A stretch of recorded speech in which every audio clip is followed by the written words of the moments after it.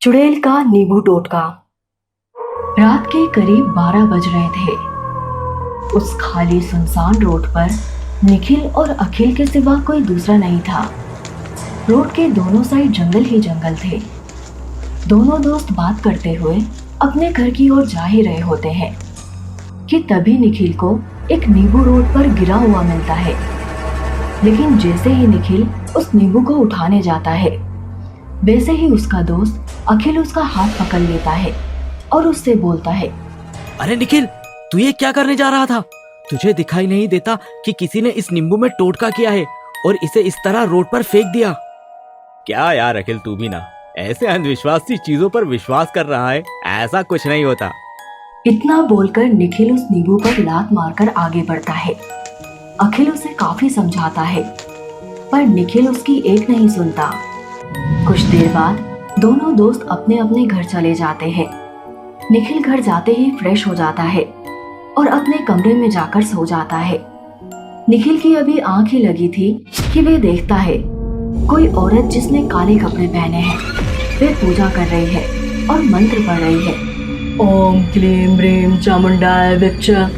निखिल उस औरत को अपने कमरे में लाल घेरे के अंदर बैठा देख पूजा करते हुए डर जाता है। निखिल उसे रोकने के लिए आगे बढ़ता है, जहां वे देखता है कि वही नींबू जिसे उसने लात मारा था, उस नींबू में वे कुछ सुई डाल रही है। अब जैसे जैसे वे औरत नींबू में सुई डालती है, निखिल को दर्द होता है और निखिल जोर से चिल्लाकर एक झटके से उठता है तो वो खुद को अपने बिस्तर पर पाता है। वे चारों तरफ देखता है। उसके आसपास ना तो कोई औरत होती है और ना ही काले जादू का कोई सामान, और ना ही उसे कोई नींबू नजर आता है। ये सब देखकर निखिल खुद से बोलता है, लगता है मैंने कोई बुरा सपना देखा। बहुत रात हो चुकी है, कल कॉलेज भी जाना है। मुझे अभी सो जाना चाहिए। इतना बोलकर अब निखिल सो जाता है। अगली सुबह निखिल सो ही रहा होता है और उसकी माँ अपने घर का मेन डोर खोलती है। जैसे ही निखिल की माँ घर का दरवाजा खोलती है तो वे अपने घर के बाहर कुछ नींबू पड़े हुए देखती है, जिसमें से कुछ नींबू काले होते हैं तो कुछ कटे हुए सिंदूर में लिपटे, तो कुछ नींबू में किले होती हैं। उन नींबू को देखकर निखिल की माँ खुद से बोलती है, इन नींबू पर तो किसी ने टोटका किया हुआ है, पर इतने सारे टोटके किए हुए नींबू मेरे घर के बाहर, आखिर किसका काम हो सकता है? किसने इन नींबू पर टोटका किया और मेरे घर के बाहर फेंक दिए? निखिल की माँ ये सब सोच ही रही होती है कि तभी उसे निखिल की आवाज सुनाई देती है, माँ, मुझे कॉलेज जाने के लिए बहुत लेट हो रहा है। आप जल्दी से मेरा लंच बना दो, तब तक मैं फ्रेश हो रहा हूँ। ठीक है बेटा, तू जल्दी से तैयार हो जा, जब तक मैं तेरे लिए लंच बना देती हूँ। अब निखिल की माँ नींबू को छोड़कर घर में चली जाती है और निखिल के लिए खाना बनाने लगती है। कुछ ही देर बाद निखिल शावर लेकर बाहर आ जाता है और खाने की टेबल पर बैठता है। निखिल की माँ निखिल को खाना देती है और उसकी लाल आंखों को देखती है। निखिल की लाल आंखें देखकर निखिल की माँ उससे बोलती है, बेटा, तेरी तबीयत तो ठीक है ना? हाँ माँ, मैं बिल्कुल ठीक हूँ। मुझे क्या होगा? फिर तेरी आंखें इतनी लाल क्यों हैं? रात को पार्टी से लेट आया था ना माँ घर, और नींद भी पूरी नहीं हुई। शायद इसी वजह से मेरी आंखें लाल हो रही है। निखिल की लाल आंखें और घर के बाहर टोटके किए हुए नींबू को देखकर निखिल की माँ को कुछ ठीक नहीं लगता। उसे अंदर ही अंदर घबराहट होने लगती है। कुछ ही देर बाद निखिल कॉलेज के लिए अखिल के साथ निकल जाता है और निखिल की माँ अकेले घर का काम करने लगती है। काम करते हुए निखिल की माँ जब उसके कमरे में जाती है तो वे उसके बिस्तर पर नींबू मिर्च देखती है। उस नींबू मिर्च को देखकर माँ को थोड़ा अजीब लगता है और वे चादर बदलने के लिए जैसे ही तकिया हटाती है तो वे तकिए के नीचे कटा हुआ नींबू देखती है, जिस पर लाल सिंदूर लगा होता है। अब निखिल की माँ बेड के नीचे देखती है तो वो देखती है कि बेड के नीचे भी टोटका किया हुआ नींबू रखा हुआ है। जिसके बाद निखिल की माँ निखिल की अलमारी को चेक करती है और वहाँ भी उसे टोटका किया हुआ नींबू दिखाई देता है। जिसके बाद निखिल की माँ उसके पूरे कमरे को अच्छे से तलाशती है और वे जहाँ जहाँ भी देखती है उसे टोटका किया हुआ नींबू दिखाई देता है। हर जगह टोटका किया हुआ नींबू देख उसकी माँ का शक अब यकीन में बदलने लगता है और जल्दी से निखिल की माँ निखिल को फोन करती है। हेलो निखिल, बेटा तू ठीक तो है ना? आंटी, मैं अखिल बोल रहा हूँ। निखिल की तबीयत बहुत खराब है, उसे खून की उल्टियाँ हो रही है और चक्कर आ रहे हैं। वह बात करने की हालत में भी नहीं है, इसलिए मैं उसे लेकर घर आ रहा हूँ। आप डॉक्टर को बुला लीजिए। क्या मेरे निखिल की तबीयत ठीक नहीं है? हे भगवान, मुझे जिस बात का डर था आखिर वही हुआ। किसी ने मेरे बेटे के ऊपर किसी तरह का टोटका किया है। बेटा तू जल्दी से निखिल को घर लेकर आ। मैं बस आधे घंटे के अंदर निखिल को घर लेकर आता हूँ। निखिल की माँ अखिल से बात करके तुरंत अपनी बहन को फोन करती है और उसे निखिल की तबीयत के बारे में बताती है।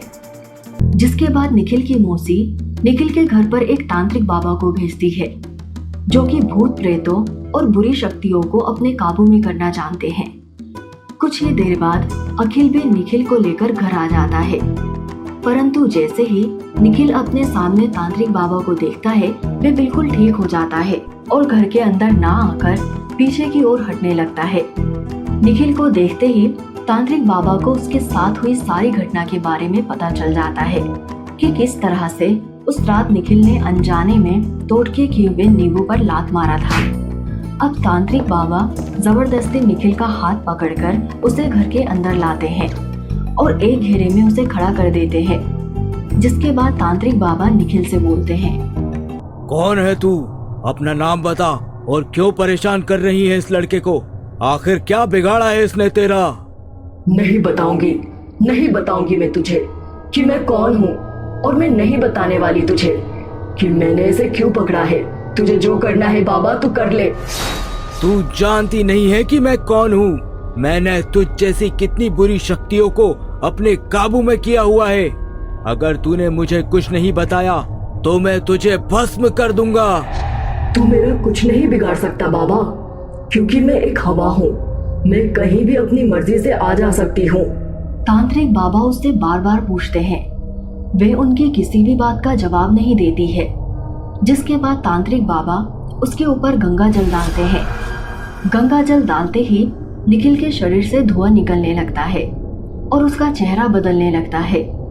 उसकी लाल आंखें, चेहरे पर चोटों के निशान और सूखे होंठ देखकर उसकी माँ डर जाती है। ये मेरे बेटे को क्या हो रहा है बाबा?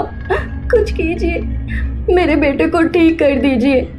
मेरे बेटे के सिवा मेरा इस दुनिया में कोई नहीं है। तुम चिंता मत करो, तुम्हारे बेटे को कुछ नहीं होगा। इतना बोलकर बाबा मंत्र पढ़ने लगते हैं।